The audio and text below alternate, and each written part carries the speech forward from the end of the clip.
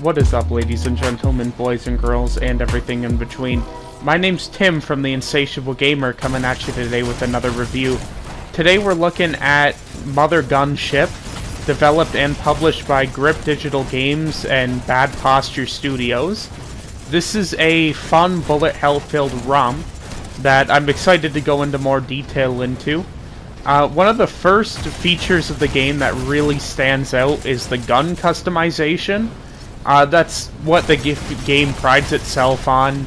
It's one of the main features, fleshed out really well. The gun customization, you can come up with all these wacky, kooky guns that in other games you just could not do. It's very fun to use, and it's very intuitive and feels nice. The guns themselves, some work better than others. I find the rocket launchers, their projectile is way too slow. I hope to see that speed up in future updates. It just makes them hard to use. Other than that, like, all the guns are powerful in their own right, and yeah, that's a good system.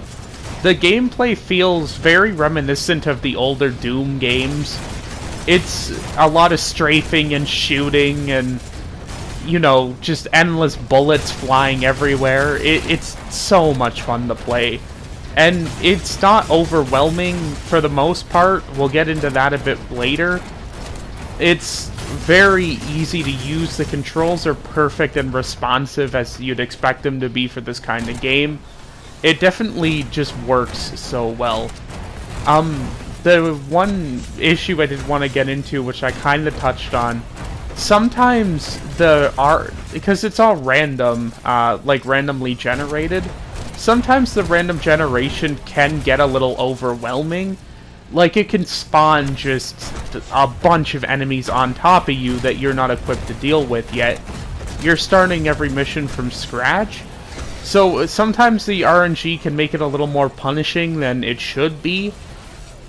Other than that, there's no bizarre, like, problems I have with the game. It's very good. Soundtrack is very average. The graphics are beautiful. It's fun to look at. But where this really boils down to is the gameplay. And the gameplay is solid and fun. And I didn't have a moment in this game where I wasn't having fun, except for the times where the RNG just killed me without remorse. But even then, it's easy to get back into, start again. The story mode has some very good dialogue in it. It's a very good story. It's like a basic story, but it's funny, and the dialogue, as you'll have heard at the beginning of the review, it is funny to listen to. So, it definitely has its moments, and this definitely is an indie gem I would recommend picking up if you do like shooters or bullet hell games in general. With that, I am going to give the game a 7.5 out of 10. It's a perfect bullet hell, but it is held back a bit by some of the RNG that can make it a little harder than I feel it was intended. With that, that is going to be the end of the review. If you did like it, make sure to subscribe to the Insatiable Gamer for more. Thank you for watching.